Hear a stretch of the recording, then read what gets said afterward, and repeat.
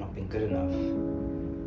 And one of the ways that I've sort of learned in therapy to fight against that is to find a way to enjoy the time you spend by yourself and to find meaning in that.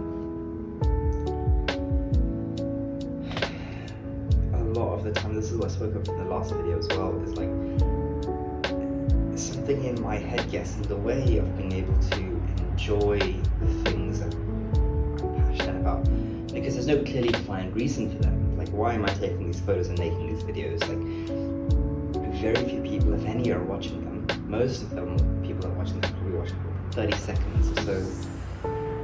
Why make this? Why take these photographs? Why edit them? Why try and create something beautiful? And I don't have an answer for that just yet.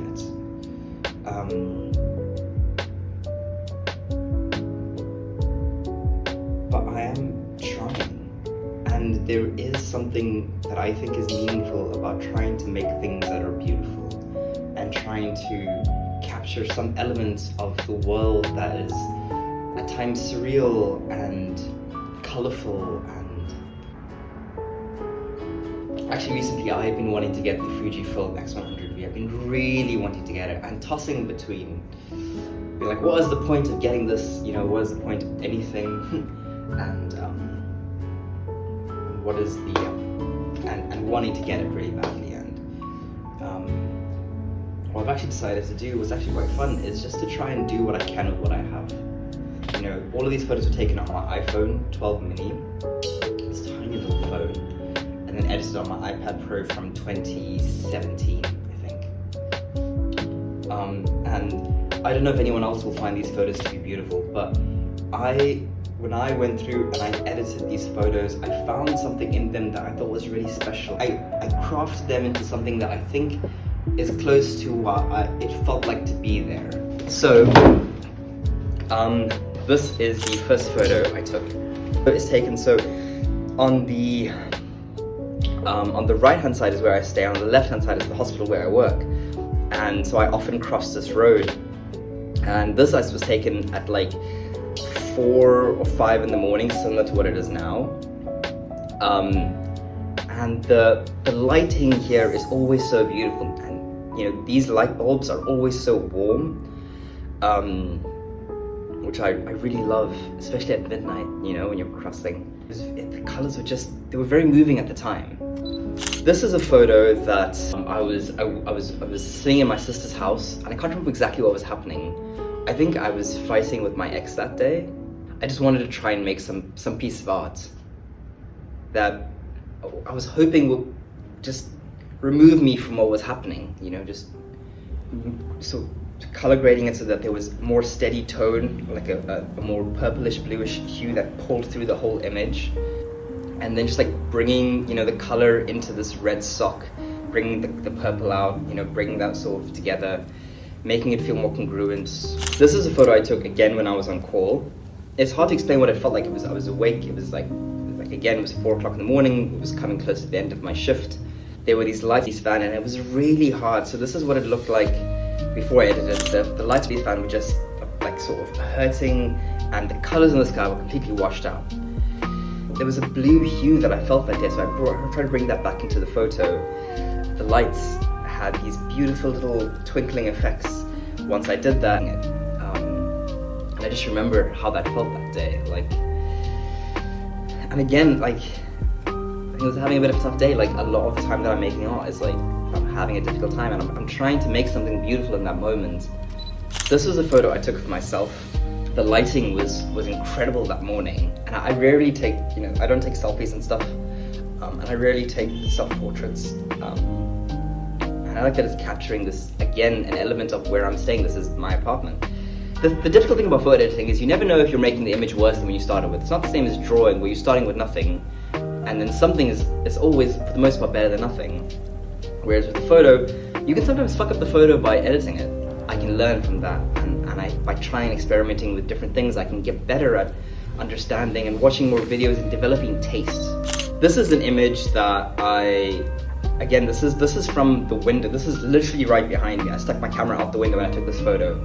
This is the sunrise, and the sunrises here are incredible, and trying to document that has actually been a really lovely process.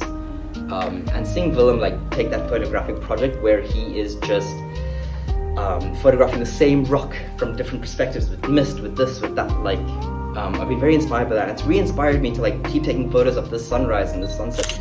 This is a photo that I really, really love. There was something in the moment where I thought there's something really beautiful here that I want to remember about this place, about the way the light would rise early in the morning and it would hit this really warm red jacket that it's my dad's actually, and it's a sweater that his cousin knit for him, hand knit for him. At the same time, I wanted to get some of that feeling of film, you know, that kind of flattened aspect and that sort of greenish tint that you get with C200. Something about film, the way film looks can really allow you to appreciate the most mundane of things. This was again a similar vibe in the sense of like trying to capture what it felt like to like be there, you know, this capturing these moments of this room that I am so lucky to be in. This I went for more of that dramatic, but also like bringing back again that yellow orange feeling to the light. And again, this is again the same vibe of like, it's actually a bedsheet that my mom and my sister got for me when I'd come out of the hospital and I was going back to university. And they drove up, because it was COVID, they drove up all the way. It was about 1,000 kilometers, 10-hour drive. My mum drove by herself, her sister who couldn't drive at the time, still can't drive actually. Shout out to Chino, you need to go do your driving lessons. She won't see this, she doesn't watch my videos, it's fine. And there was something really intimate about like this bedsheet for me, because like, they redecorated my whole room to make it nicer and more. This is again in my room, just sitting, and I was writing in my diary, and the light was just hitting. Again, the light that falls through this window is just beautiful. This is a photo that's really interesting to me because this is the before and this is the after, and if you notice, the image didn't bloody change. That's because I tried to edit this thing so much and I just couldn't. Every time I edited it and I came back to the original, I was like, I feel like I made the image worse. And so I decided to just leave the image as it was. This is a slightly different setup.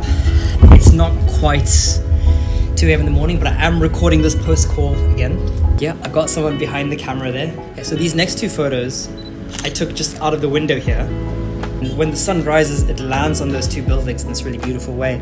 And so these two photos, I was trying really, really hard to capture the warmth of that light without oversaturating it, which was really fun. And again, it's like a part of me documenting this place in some strange way that especially because I'm only going to be here for another couple of months, you know? And so like really genuinely, deeply documenting every aspect of this place from all these different angles, I feel like is quite a special thing to be able to do. This photo actually is something that I wouldn't say I'm proud of, but it's something that it speaks to something that's really important to me, which is that like don't seek perfection, just do the thing, and maybe something will come of it at some point. And if it doesn't, that's okay too. So I took this photo, I was standing outside, and as I was walking back from the parking lot, I looked up, and these two buildings were sort of like rising above me in this, you know, 1 point perspective, sort of converging towards the top there. And it just provided this very nice sense of like, you know, you want to, when you're doing art or photography, you always want to find the leading lines, let those lines lead the viewer's eyes. And this one was difficult because, first of all, the buildings and the photograph on my iPhone looked just very bland. And the lines are leading towards what in the original photo looked like nothing. It was just white space, right? But I took it into Lightroom and I just fucked around with like, it was very hard to get the sky to look anything at all. To get this sort of blue tint around the grey purplish areas, and then to get that purple to sort of seep throughout the photo and lean into the buildings, which are mostly red and grey. It was interesting, and I don't think this is anywhere near a perfect photo, but it was just an example of just trying different things. Go for it, and if it doesn't work out, it's not the end of the world. And this is the last photo that I took, and again, it's an example of the same thing from before, where I was heading into the airport, and there was this angle, and there were these colors that felt very interesting. And when I looked at it through the viewfinder on my phone, it just looked so drab and so ordinary, but there was something in it that I felt was special, so I just shot it and I took it into Lightroom, and just pulling the greens and the blues through it, but not so heavily that it just washes out the photo. It just gave this very arbitrary moment something that felt very beautiful and very special, and I think that is like a big part of the goal in art. Like something that I've been talking about in therapy is, we talk about gratitude a lot, but you come at it from a lot of different perspectives. One of the ways, the tools for gratitude is to focus on not the positive, but the positive space. In art, there's this concept of like, when you're drawing, so if you look at me, right, the positive space is the part of that I take up, right? This is the positive space. The negative space is the area where I end and the rest of the world around me starts, right? That's the negative space. And when in gratitude, it's kind of the opposite. It's to not focus on the negative, but to focus on the negative space. Not necessarily negative or positive things, but just to not focus on what is not there, right? Not to focus on the negative space, to focus on the positive space. What is physically there in front of you? And often the things that are in front of us are arbitrary and mundane. And this is something that like David Foster Wallace, like he was really pulled towards it because he had achieved all this success, and he realized that inherently it doesn't have any meaning. It's like a rush of dopamine, you know, it's not really sustainable or particularly meaningful. What is particularly meaningful is finding something beautiful in the positive space, in the arbitrary, in the very mundane. If you can find beauty in the very mundane, there's this beautiful quote by, I can't remember the name, but it's basically like there is nothing in this universe that cannot be found in a cup of tea, or you know. I think that's why I love photography, and it's why I'm drawn to it, and it's why it's a way of focusing on the positive space and trying to fall in love with the arbitrary, the inherently mundane.